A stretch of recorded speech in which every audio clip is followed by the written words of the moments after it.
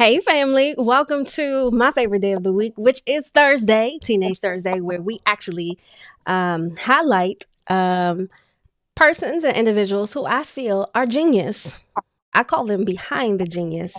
And a genius is someone who is using their intellectual property in a way of creative art. And so today we have a special guest by the name of Jay Spink. He is a cinematographer, a visual artist, an entrepreneur. I cannot wait to share his story with you. And I'm excited about that. I get excited about sharing some really good people who are doing some really dope things. So, right after the introduction, you'll get a chance to meet Jay. If you are watching live, type in the comment box, hey, I am here live. And if you're catching the replay, which I know most of you do, you can type in hashtag replay. I'm excited that you're here. And let's jump in.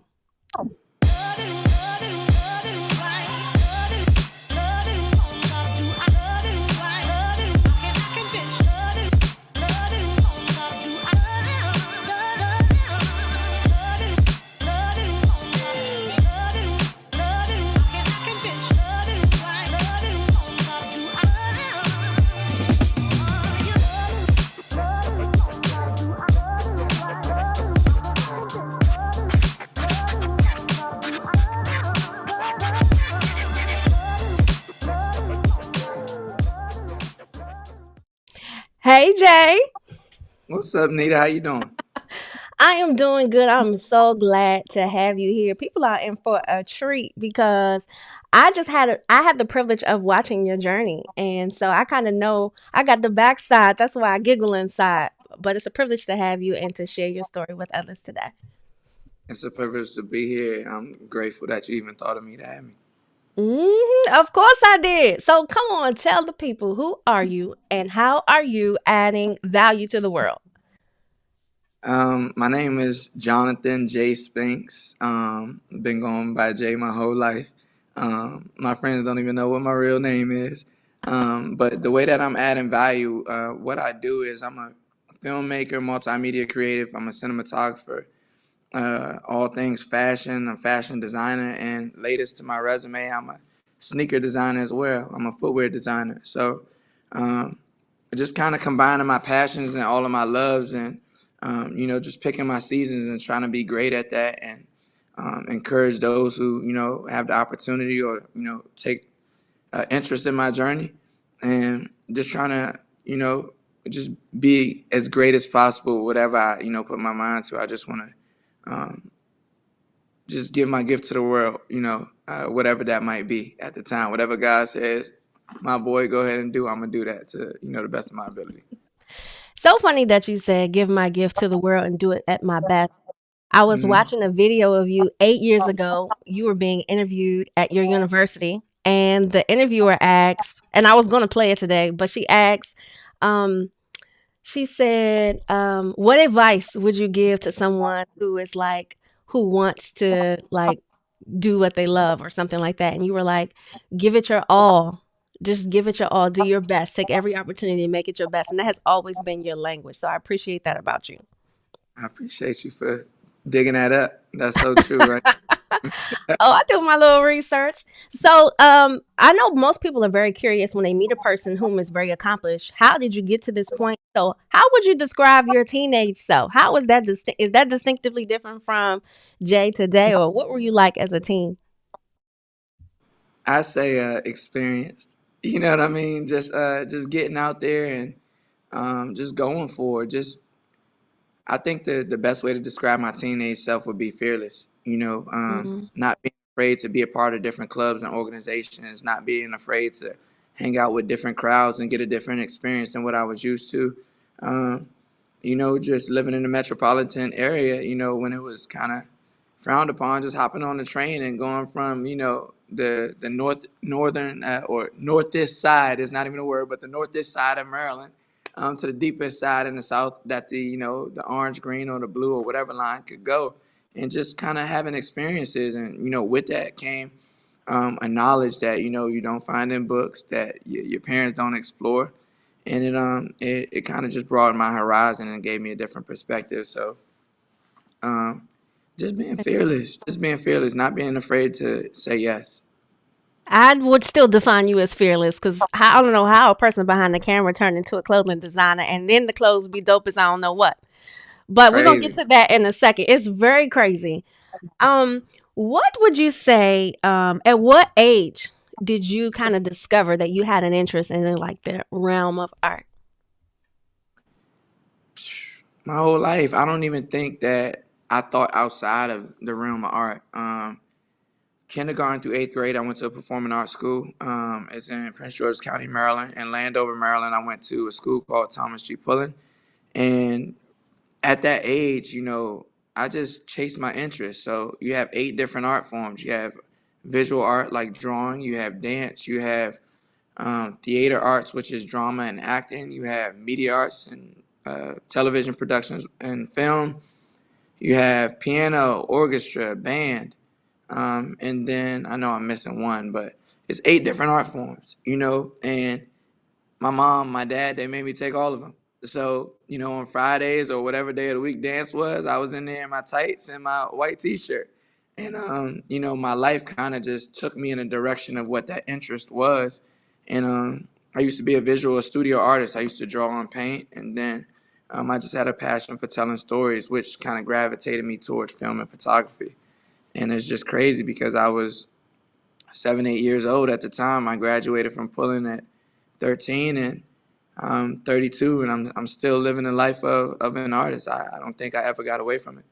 I love that it was always a part of your journey. And I love what you said that your parents, they let you try. I don't know if you said let or made. I don't know if it was forced or choice, but you try everything. I'm a really big advocate of that. Like, let them touch, see, experience, get exposure to everything. You make your best informed decision that way. And so I love that 100%. you said that.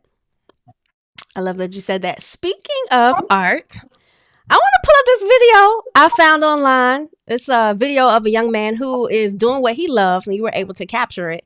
And I just wanted the Uh-oh. folks to kind of see. We can give them a little peek inside of your cinematography. Uh-oh. All right, you ready? I'm ready.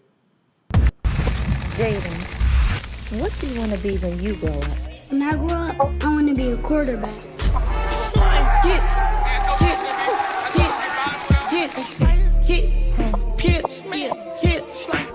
Spin the ashtray and it's just for that guts. Don't you try coming and slip. I put a 4 in an A and a W, and I've been sipping on sip. First off, I would like to start off by thanking God for putting me in position to succeed. As a kid, this is everything I dreamed for. And without faith, none of this would be possible. So I always have to cut things short because if I played the whole thing, that'd be half the show. But that's just a sneak peek of the work that I saw on your Instagram. Did you want to talk a Mhm. little bit about what that project was and how you are inspiring or supporting local athletes? No doubt. Yeah. So, just being a former athlete myself, I just kind of understood um, stories that I would have wanted told. And I feel like that's what I was doing at Duquesne in college, being a former athlete.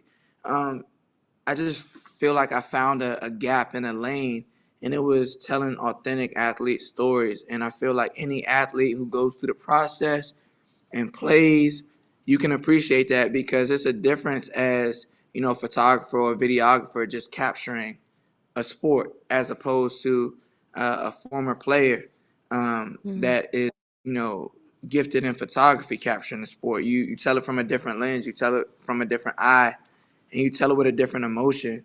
And I was doing that in college, and I was doing that at the professional level. And I said, you know what? With all these, different sanctions, all these different opportunities coming down with marketing and being able to profit off of marketing, it would be great to start at the middle school or the high school level and give kids an experience to be able to voice who they are. So individuals like you and college recruiters get to see who these kids are before they even walk into their household.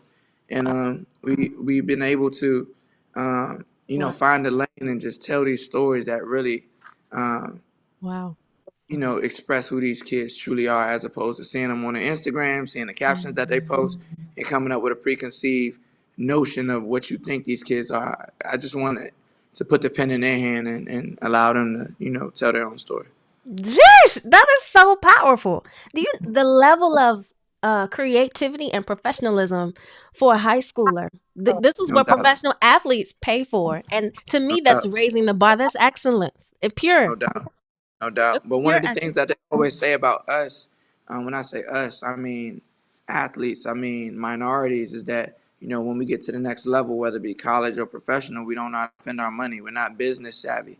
And Mm, business savvy can, have everything to do with marketing, have everything to do with how to handle a business deal. But if you're teaching and grooming these kids at a young age, now, we're changing the narrative, we're changing the stat line. We're able to get into these entities and perform with the best of them. So, mm. on a small scale, that's my, um, I want to say that's my deed to society. It's just not being one who had the information and, kept it like me, my crew, but to Yeah. infect as many as possible. So, it's the trickle down effect. I didn't even think about the impact that it has on the athlete who is a recipient of your work and how that triggers to them. Well, every time I'm going for something, there should be a representation of my best. 100%. That's a 100. transferable skill. So I appreciate you for that. I didn't even think about it in that way. Yeah. And then ultimately, like the biggest goal was, I teach students, like how to use social media and not be used by social media. So now, if you're getting these high level visuals, if you're understanding, these stories that are being told of you, if you understand how you are, projecting your brand on the world, now you're using social media a lot more carefully, um, upon the things that you're saying, upon the things that you're putting out there. And now people are starting to take us a lot more seriously because we're conscious of our brand, we're conscious of the way we look, and Mm, we're conscious of the stories that are being told of us instead of being used by social media and just running with the oh program. my gosh. That makes me think of something that I always say. If you are not controlling what you can control, you are being controlled. 100%. So 100%. giving them the voice and the narrative. I don't know. You can't post a video like that and then turn around and be doing some crazy stuff. There you go. Yeah. I want to know. Tell us about the first time you were actually paid what you felt you were worth to do what you love, whether that be cinematography, photography. Like, what was that like to be on the other side? You state your fee, and the person says, "Okay, when can we shoot?" Walk us through that. Mm, Who bursted your cherry, your business cherry? it might be you. It might be you. No way! 100%. Might be That's you. crazy. Yeah, no, 100%. The first time that I got paid in general to perform my art or to give a service, I was in college and I was forming my business and I was trying to get work, but a lot of my clientele was back home. My brother had created a full service creative marketing agency and brought me on as like the lead photographer, lead videographer, and I started out like doing behind the scenes work professionally. And I took a bus home, 5 hours, the mega bus home from Pittsburgh to DC, and a doctor paid me to do behind the scenes of him creating a mouth guard for an NFL player, and I got paid $200, which wasn't my worth, but it was like the best experience possible because I felt like, wow, like I can really make money doing what I love. I spent 10 hours on set and I did 3 edits, but I only made $200. But I say only now because it's a reflection. But at the time, that was like the greatest thing in the world. And Mm, I didn't count the hours. I really just tried to perfect the product. So I knew it was something that I was in love with. And then when I actually like moved back home, after uh, getting my master's, my second time around, I moved back home from Pittsburgh. You had reached out to me. He was like, "Hey, I'm trying to get some headshots. I'm building my brand. I'm rebranding myself. Give me your numbers." And I'm like, "Wow, like this how it works? Like I'm just giving my numbers now. Like there's no more dictating. Nobody's speaking for me." And I did some market, analysis. I did some research, and I was true to myself about where I felt like I stood, the quality of my work, and where I felt like I was going with my work.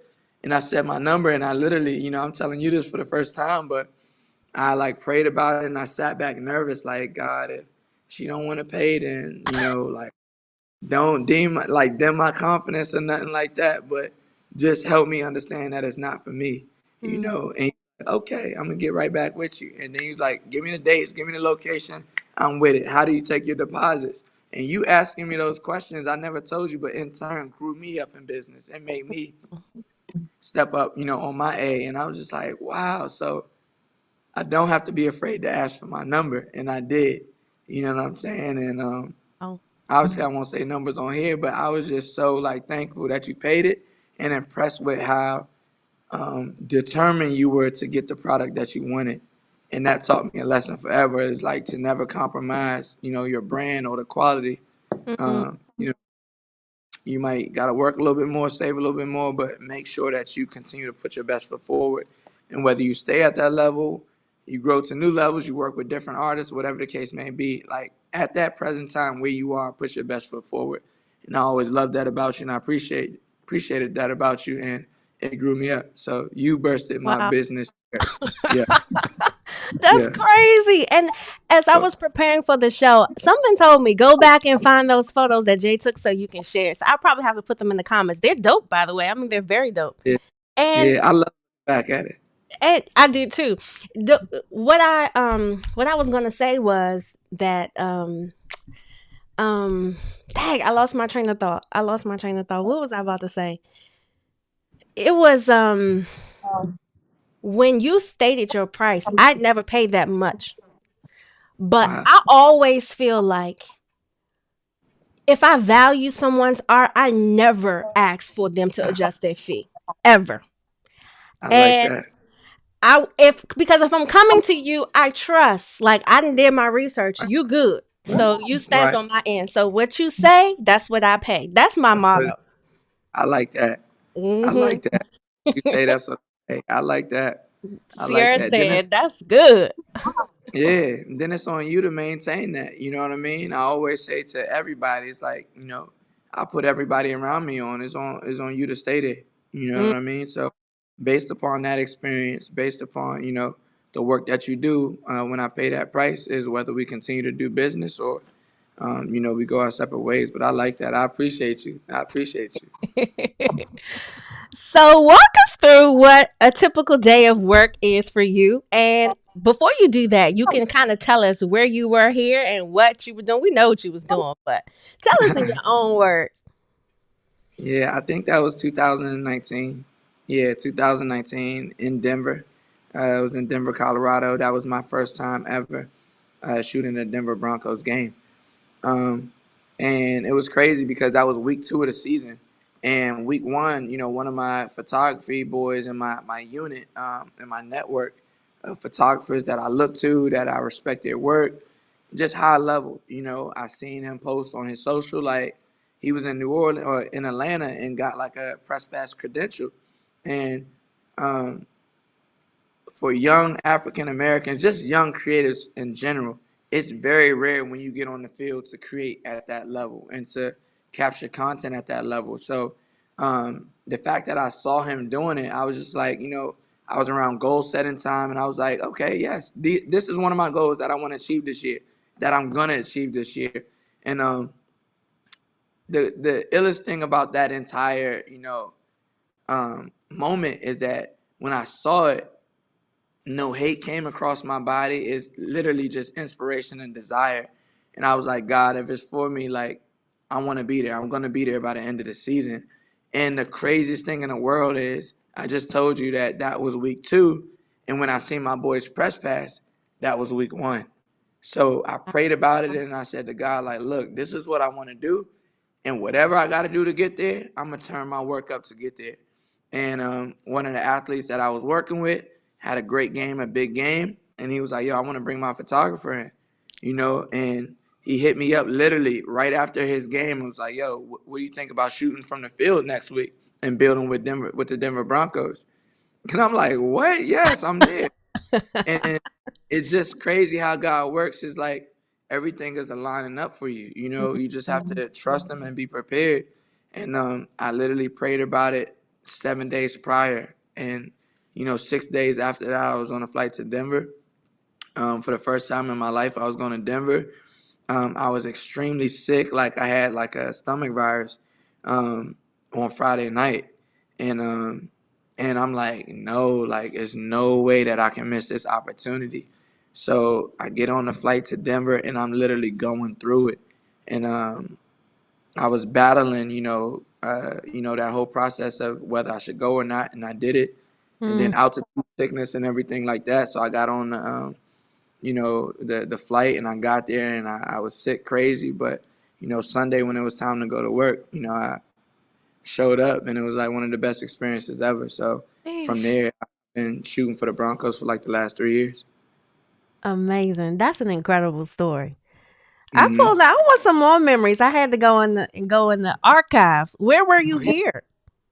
I was in Augusta, Georgia. I was shooting for Nike at Nike Peach Jam. In this moment right here, it was my first time. Like I've worked for different Nike teams, but this was my first time actually being contracted by Nike, like the brand. So it was just a dope moment. It's definitely like a statement piece in like my work. You know what I mean? So just to get that call, like that was like a lifelong dream, and just stepping into it, I didn't feel like I didn't belong. I felt like it was just another thing being checked off the box.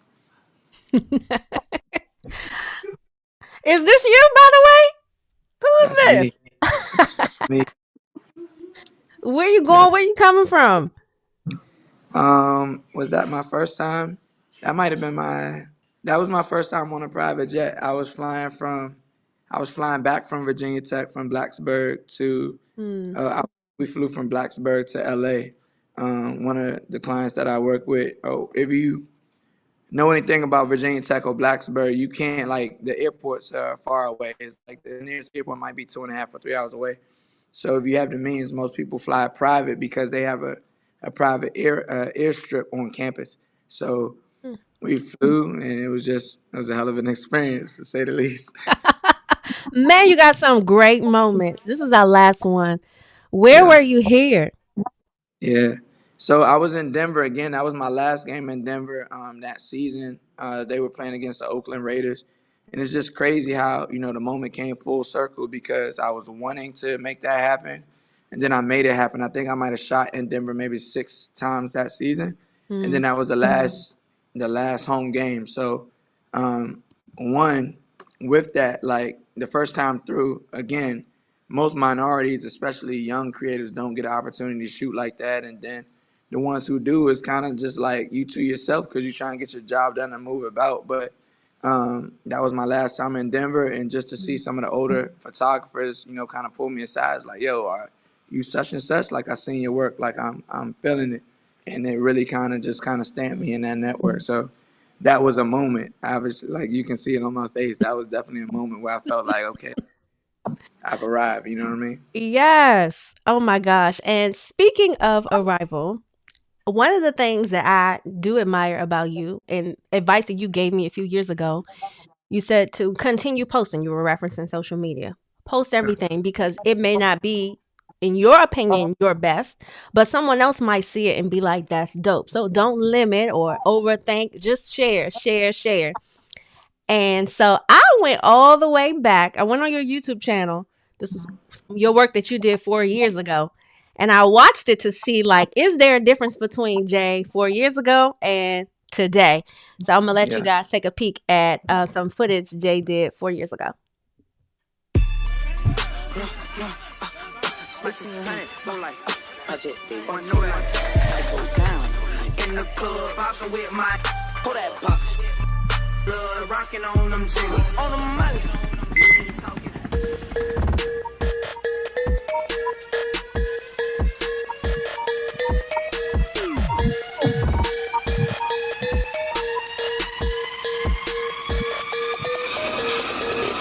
Everybody want to be a beast until it's time to do what beasts do. Okay?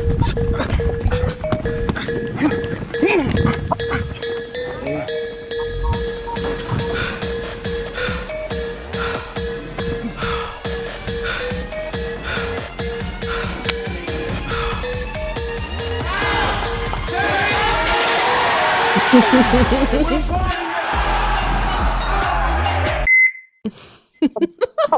That love commercial it. was hard. That commercial was hard. It was. It really was. And again, these are high school athletes, by the way. You make them look good. Okay. That Walk us through a typical day of work for you. It depends on the day. It depends on the day. Like I always say, like my thing is like every day is a blank canvas, and the thing that I mean about it is just like I've never been one, mentally to be engaged at doing the same thing over and over day after day. And I truly feel like, with what I do is like every day is like a new office for me. And that's like the coolest thing. Whether it's a new office or whether it's just a new day to kind of like right your wrongs or paint, a new picture or whatever the case may be. It's like you kind of like, painting your life on a canvas, and every day you just painting a new stroke on that canvas. So like a typical day for me is one day I might be in a school teaching, the next day I might be in LA filming, a high level athlete. The next day I might be in one of the top high schools just telling, their story. But I try and just do what I truly feel inspired by in my heart. You know what I'm saying? And Mm-hmm. that's the typical day. Wherever my heart leads me, that's where I'm gonna be at. You know what I mean? I try and every single day find authentic moments and create that. And I feel like that's what comes through in my work. You know what I mean? Authenticity and like storytelling. Mm-hmm. Yeah, I agree. You are so full of wisdom, and I'm always curious of those who are full of wisdom and have a really good heart, who were a part of their support tribe. So, who are the persons that were or have been instrumental in your journey? Obviously, like my family, I think I get a lot of just the way I carry myself, the way I treat people, from my mom, from my dad, like extremely giving individuals. Um, just business is like a savage entity. So just the ability to decipher, what to treat like business, what to treat like family, or what to treat, a little bit closer than business, I would get from my brother. Just that experience. But then like my network of people that I consider friends, is extremely tight. Like I'm around the same people all the time. Um, I'm around the same people all the time. Like my network is like a Cheerio. It's really, really, really, really small. You know what I mean? From you to the younger athletes that I'm around, like my network is extremely clean. You know what I mean? And we're wild. We challenge each other. But I know that these people are good at heart. And anytime it gets a little bit outside that, I gotta tighten the reins and just analyze again. You know what I mean? But it's just hard to explain. And I don't know if you want me to name drop, but my No, no. network is tight. It's tight, and just a crew of solid individuals that we might not understand fully and completely everybody's like profession, Mhm. but um, we hold like core values. We hold a standard about our values, and I think that that's what not just keeps me going, but everybody else in the crew Jay said his network like a Cheerio. is like a Man, stereo. like a Cheerio. I Stereo. love it. We are getting close on time, but I can't leave without sharing with the people how you transition or added, not transition, but added in apparel and shoes. How walk us through that? How does a person behind a camera transition to that? Just seems like it blows my mind to think about it. How did you get into that? I just feel like it was always a part of me. It was just something that I always focused on. Elementary and middle school, I was always, into fashion. I was always into fashion in high school, college, what have you. And I'm somebody like if you could think it, you can see it, you can be it, you can whatever, you can create it. And just as a creative, I don't feel like there's any limits to my creativity.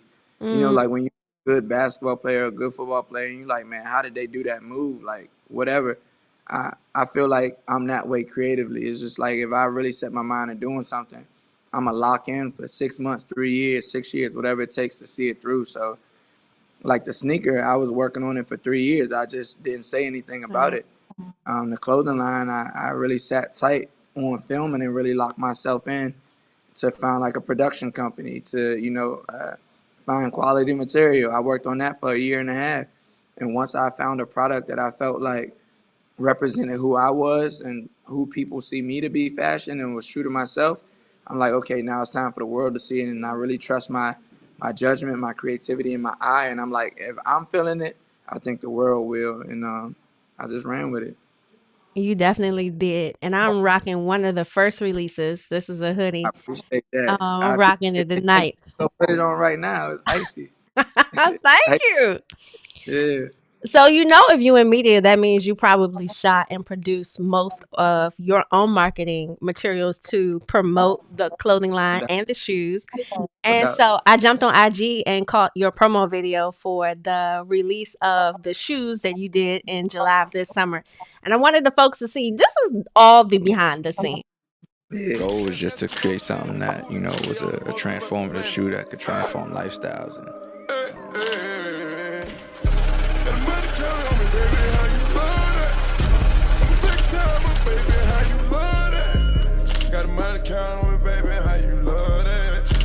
whatever you do, you're gonna be challenged. If you can stay steadfast, if you can stay down, if you can stay focused on your goal. In my opinion, the end results are always worthwhile. Goal is just to create a transformative shoe that could change lifestyles, whether it be arts or sports or nightlife, business, and just find something that cross fields and cross spaces and was received the same across the board. I think we definitely delivered. I think we definitely did our thing. Inspired by Harlem, New York, Exhibit 12. That's incredible. How does it feel when you watch that? It's crazy because like that was the secondary idea. You know what I mean? Like I just ran short on time, so like a little sneak like peek into where I really wanted to go is I was in the process of buying an ice cream truck. So I was gonna buy an ice cream truck and then sell or not sell, but give the sneakers away out of the ice cream truck. So that was like idea number one. And I just ran short on time with buying the purchase of the ice cream truck and then wrapping it with the look of the wrap that I wanted. So I was like, you know what would be another dope idea? And I'm, in a process also of building the studio space. So the warehouse that, I'm buying, I was like, can I use it for this shoot? It would bring publicity to the business as well. And one of my boys looked out for me and got us in there. And we just really just showed the process of the packaging of the shoe. I felt like authenticity would sell. So just literally setting up a camera and letting it roll and kind of just talking my shit. These are the shoes, y'all, that was packing up in that box, and they are so comfortable. Every time I wear them, people ask me, "What is that?" My mom, my dad, everybody. When I'm in the airport, because I usually travel with these, but I love them. Yeah, Great. how they feel? They feel amazing. They feel like I'm walking on clouds, literally. JP has a question. Can he tell us what his go-to camera and lens combo is? So JP is also a digital guy, just like you. Actually, you all will make a great connection. No So doubt. Jay, what's your go-to camera and lens combo? I think it just depends on the service. So if it's photography, I definitely probably roll with like a Mark IV. And I'm a Canon shooter, so I would probably roll with a 5D Mark IV with like a 24 to 70 lens as the standard. And then for anything zoom or action sports, I would go with like a 70 to 200. And then depending on like the professionalism of the sport or the space, you would get into like a 300 or a 400 or something like that. Just kind of staffing yourself with whatever you need to do to complete the job at a high level. On the film side, it really just depends on the job and the budget of the job. But again, I'll probably roll with like a DSLR or Mark IV, just standard. Anything cinematography or docu style, I'll go with like a C200. Anything with a big budget, I would go with a red, a red or a black magic. So just really just seeing what the numbers is looking like and how serious they are about the project, and then just attacking it from there. That determines which equipment he bringing out the box. Okay, that's So, to me. That's what the translation sounds like. exactly. Hey, Walter. Walter says, "Good evening. We're excited that you're here and joining us with this conversation about all things Well, art and how Jay has transformed not only into visual art but into, I would say, physical art. Clothing to me is as a is a tangible art. I guess so is video and photography as well. Jay, I know I've kept you way longer than we normally do. I all only do a good. 30-minute show, but this was too good to cut short. But I I did want appreciate to ask you, absolutely, I did want to ask you in closing if there was any last thing that you wanted to share with the persons, like anybody who may be watching, maybe they have a really big dream. What advice would you give them? just go hard. Just go hard. Don't be afraid to say yes and try new experiences, and um, you never know what opportunities may come from it. Like the power of saying yes will take you so far. Trust your gut, trust your heart, allow it to guide you into the right opportunities. And um, I always say, like, or my mother always said, like, your gift will make room for you. So opportunities that's meant for you won't leave. Um, and ultimately wherever you go with everything you got, and the right eyes will see you, and the right eyes will put you in position to give you the opportunities to lead you to your next opportunity or your next big opportunity. So just go with the right heart, the right mind, and just be ready to work. Your gift will make room for you. I'm definitely a product of that scripture as well. Thank you for sharing that. While we were wrapping up, JP had one final question, which is actually a great question. He asks, "What does 12 stand for?"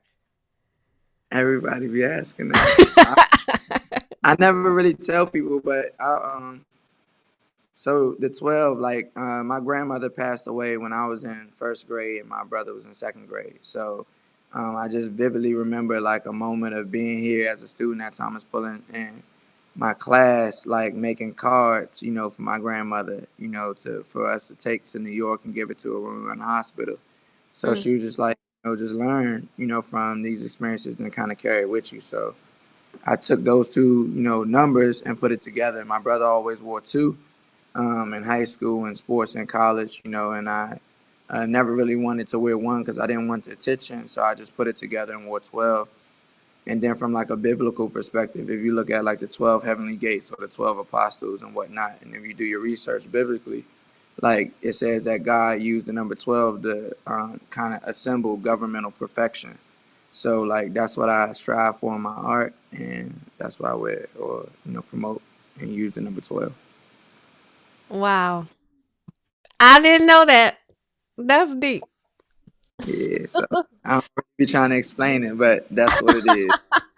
Well, thank you so much for lending us your time today, and I'm so proud of you. And you always have my support, and I mean that. I say that publicly, and I tell you that privately. So I thank you for appreciate showing up and giving your genius to the world. I appreciate that. I appreciate that, and I appreciate everybody who showed up too. Absolutely, absolutely. Bye, Jay. Later, appreciate you. Y'all, I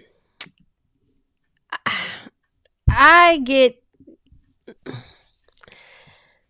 when you are okay. Let me rephrase this.